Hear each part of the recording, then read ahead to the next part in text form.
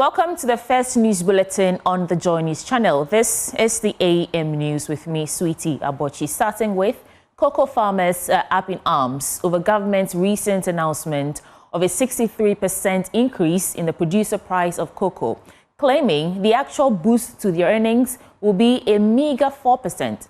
Now, despite Finance Minister Dr. Kojo Chroma's assertion that the new price fulfills President John Mahama's promise to give farmers 70% of the free on-board value, farmers feel the announcement falls short of their expectations. And the minister explained that the price hike, which raises the producer price from $3,100 to $5,040 per ton, reflects the government's commitments to supporting cocoa farmers. Let's listen to the Finance Minister, Dr. Kojo Chroma, on the increment, and he's insisting the government has fulfilled its promise to cocoa farmers. The government has, by this decision, increased the producer price significantly by 62.58% in US dollar terms. This increase in the producer price represents 70% of the gross free on board value of $7,200 per ton, and aligns with the NDC's manifesto and President Mahama's promise to pay the cocoa farmer 70% of the FOB price.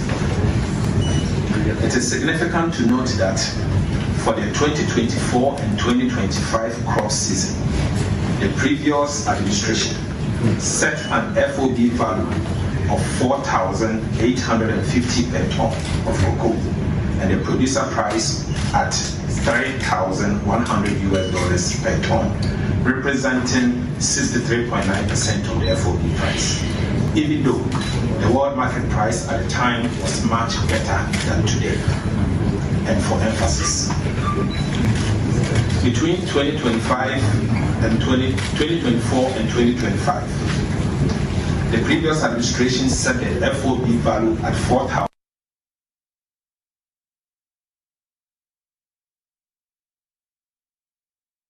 So that there was the Finance Minister. Now, the minority in Parliament believes they're getting the last laugh, taunting the government over what they call a deceptive price announcement. Ranking member on the Finance Committee, Kojo Chroma, says farmers are being fleeced under the guise of a policy breakthrough. We are just working the numbers right now. We've just come out of the meeting. We've seen percentages and they are using the dollar. You know, the NDC, what they do is that they try to always hide the truth. So you have to take your time, work the numbers. But the most important thing, and I encourage all of you in your newsrooms to do, pick the CD value of a bag of cocoa on the market today, compare it to the new price they have announced, and see. Somebody's telling me that the change is about 100 CDs or something. Yes. Less than 200 CDs. Yes. But they argue that that's because of the strengthened CD. Really? Is that what they told the farmers? Is that what Atuforsen told the farmers? Is that what he told them? So please, if the change is 128 CDs, ask yourself, the last time Akufo-Addo increased a bag of cocoa, how much did he increase it by? And when Atuforsen and President Mahama increased by a bag of cocoa, how much have they increased? At the end of the day, that is the analysis everyone. Doesn't matter that they are giving the farmers 70% of what they are getting from the international market. The farmers. Go and ask the farmers on the ground. They'll tell you.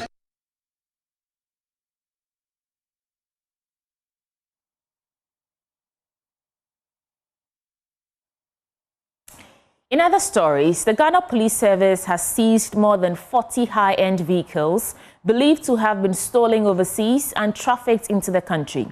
The operation, carried out in collaboration with the FBI and Interpol, forms part of a wider crackdown on international vehicle smuggling syndicates. My colleague Maxwell Akloboto tells you more.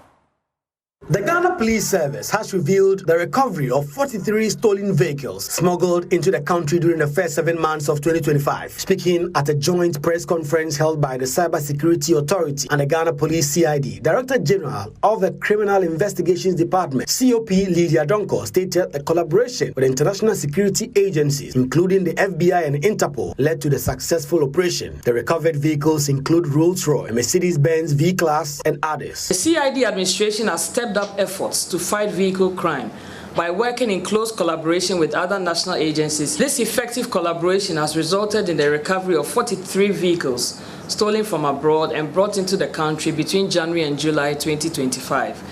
These 43 vehicles are mainly high-value luxurious vehicles such as Rolls-Royce, Audi Q8, Porsche, BMW, Mercedes-Benz, etc., stolen from countries such as the Netherlands, Spain, Belgium, Canada, USA, Germany, Italy, and France. COP Lydia Donko also provided an update on the trial of Bright Awe, the suspect linked to the murder of Ghana Immigration Officer Stephen King Amwa. Charges have formally been upgraded from kidnapping to murder following the discovery of alleged incriminating evidence, including a blood-stained fufu pestle. The investigation took a decisive turn on 16 July 2025 when the CID, supported by officers from the counter-terrorism unit and the Kwabena District Police, visited the suspect's residence.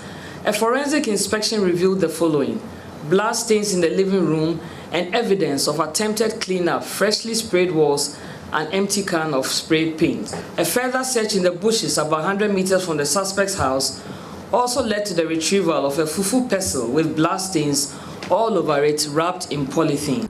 Also speaking at the news conference, the Acting Director General of the Cybersecurity Authority, Divine Agbeti, presented an overview of recent operations that led to the arrest of over 60 individuals, both foreign nationals and Ghanaians, linked to various online scams. On July 4th, 2025, a joint raid was conducted at Dodowa Sasabe in the Ubuntu estate. 25 suspects, all foreign nationals, were arrested. Items retrieved included 40 laptops, 30 mobile phones in Botiano, English, Yamanfro. 16 suspects, all foreign nationals, were arrested. The Ghana Police Service and the Cybersecurity Authority assures the general public of efficient collaborations in order to mitigate the crime rate in the country. Maxwell, a Global News report for JoyNews. Moving on, human rights group Challenging Heights is asking governments to commit more resources towards the fight against human trafficking and child slavery. Speaking after rescuing more than 80 children with the support from the Ghana Police Service, President of Challenging Heights, James Kofi Annan, also opined that it is time to amend the human trafficking law to meet current demands. Important for us to look at the law holistically. There are so many aspects of the law that needs to be amended, actually. Even the exploitation bit. Now, exploitation does not need to be actual physical work.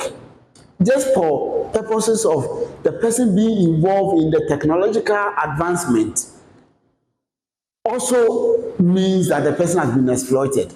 For instance, cybercrime. The person does not need necessarily to be at a destination and to be working in a labor force, and would have also still been exploited. So that also shows that the law needs to be amended. So Challenging Heights has, since the beginning of the year, rescued 82 children from human trafficking situations. Out of these 82 children, we had 31 of them who were boys from fishing industry, and 26 of them who were also girls from the fishing industry. And then we had 25 of them who were mainly girls who were rescued from human trafficking situation as a result of being trafficked to do prostitution. These 25 were directly rescued by the Human Trafficking Unit of Ghana Police Service, supported by Challenging Heights, who have since been reintegrated to Nigeria. So, as you know, there are over 49 million human beings who are caught up in modern slavery in the world. And we had 91,000 of them who are actually victims of modern slavery in Ghana. So that's a huge number. Out of this number, we have over 21,000 children who are victims of forced labor on Lake Volta alone. So human trafficking is still a very big problem in the country. The Ghana Education Service has sounded the alarm on a disturbing trend of examination malpractice sweeping through senior high schools in the Ashanti region. A staggering 76 out of 144 schools have been implicated in various forms of cheating, casting a dark shadow over the integrity of the examination process. Now, the concern follows a joint WAEC-GES report after months of investigations, and we'll tell you more in this report. As the 2025 WASI begins tomorrow, August 5, with a practical session, The Ghana Education Service has established 4 security posts at the conflict-prone areas to ensure the safety of candidates. At a news conference in Accra, the Director General of the Ghana Education Service, Professor Ernest Kofi Davis, outlined the key security measures that have been put in place to ensure the smooth conduct of this examination. So we've taken adequate security measures. I will give you some of the specifics. So we are in touch with the security agencies there. The student will have a security presence. We'll have some security escorts. So we are working collaboratively with the security to ensure that we have incident-free examinations. So we have the security posts. The security, I just spoke with the head of security there. We are getting the security presence in the school. The security will be there. So there wouldn't be any day students. All of them will be kept in the school under the security protection until they finish the exams. Those who will need escort will be escorted back to the safe communities they came from.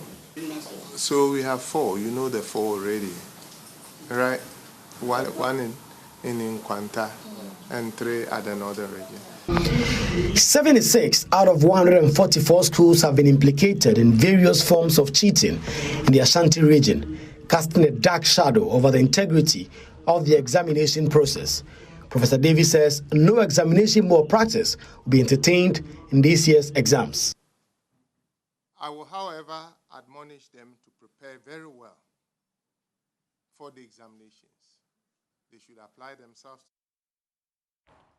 Let's get some more stories. And government-led climate projects aimed at cutting emissions and promoting sustainability may soon receive a major boost as the Minister of State for Climate Change and Sustainability, Alhaji Baba Seidu Isifu, has announced plans to scale up action through a strategic partnership with Green Climate Fund. Elsie Texan tells you more in this report. The Minister of State for Climate Change and Sustainability, Alhaji Baba Seidu Isifu, has highlighted plans to boost government-led climate projects through a strategic partnership with the Green Climate Fund. Speaking to JoyNews, the minister described the upcoming collaboration as a major step towards unlocking funding to drive Ghana's climate resilience agenda in supporting efforts to cut emissions while advancing national priorities like the 24-hour economy, green infrastructure, and sustainable healthcare delivery. Now, we're looking at how to decarbonize the 24-hour economy, to take advantage of climate financing, to take advantage of carbon credit, to build sustainability. We're looking at a big push. What do we do to ensure that we build climate resilient roads? And all those things are attempts to decarbonize the projects and make sure that we're able to get carbon credit to support the government projects. So it's all about taking advantage to scale up investment and funding into the country. Director for the African region at the Green Climate Fund, Catherine Candace Kaufman, emphasized that access to GCF funding depends on how well government projects are structured by accredited entities. Your funding package or structure is dependent on your submission. We don't drive that. You drive that. So you need to motivate. And GCF funding packages can be a little bit more exciting than what we've seen. We've seen packages that accredited entities, it's basically based on their level of expertise as opposed to what the country can actually achieve. And so we need to level up in terms of the funding partners, the AEs that you use to do submissions for you. With the right partnerships and well-structured proposals, Ghana's climate ambitions could soon receive the green light and green funding to drive lasting impact. Elsie Texan's report, read to you. Let's take a break, and Samuel Kojo Chroma stands by to bring you business updates. Well, let's do the business updates now. And government has announced that it will supply free fertilizer and other input for farmers from the beginning of the 2025-2026 crop season. According to the minister, government's decision to reintroduce these perks is aimed at cushioning farmers during the upcoming crop season. Dr. Atuforsen disclosed this at a news conference after a meeting with the Producer Price Review Committee. I'm pleased to announce that President John Mahama's administration has reintroduced the free cocoa fertilizer program as an additional support to the Ghanaian cocoa farmer beginning 2025-2026 crop season this year. Beginning this crop year, President Mahama's administration will supply the following for you for free. Free cocoa fertilizer, both liquid and granular. Free insecticides, free spraying machines, free fungicides, and free flower inducers to the cocoa farmer. Government strongly advises cocoa farmers to apply these inputs solely for the purpose of improving your cocoa yields and income. Please don't smuggle them. Ladies and gentlemen, it's my pleasure to announce to cocoa farmers that President Mahama has introduced a tertiary education scholarship scheme for children of cocoa farmers. And for emphasis, President Mahama has introduced a tertiary education scholarship scheme for children of cocoa farmers. Subsequently, in the 2025 and 2026 season, Cocoa Board would develop modalities and implement the cocoa tertiary scholarship scheme for children of cocoa farmers, which will take effect from the 2026 and 2027 academic year. Well, away from that, the Cybersecurity Authority is warning of a growing mobile data scam across the country in the last 6 months, emanating from unscrupulous individuals to unsuspected victims. According to the authority, it recorded about 73,510 cedis as total loss to the victims, a situation they describe as worrying. We capture more in this report.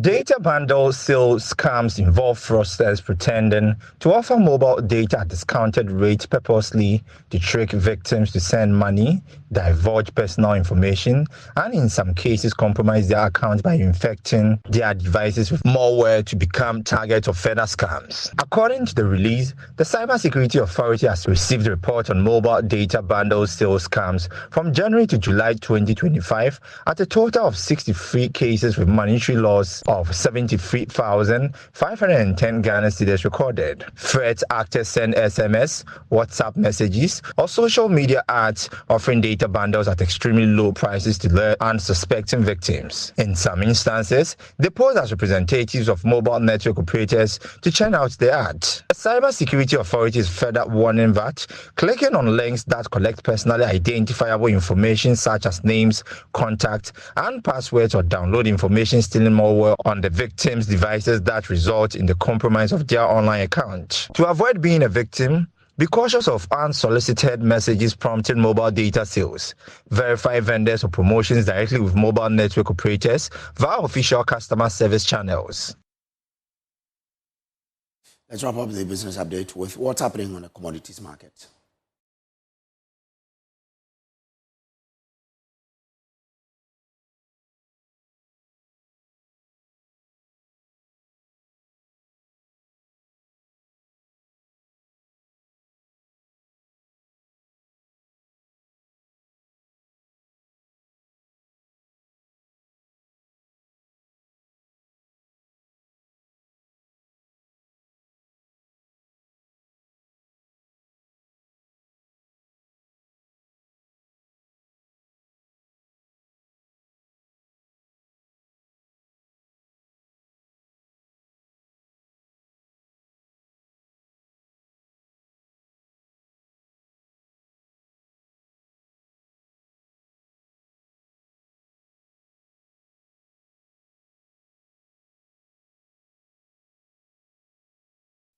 So that's all in the business update. Back to you, Sweetie Abochi. Thank you, Kojo, for bringing us business updates. And that's a wrap for the AM News. Stay tuned. We will bring you more after this break.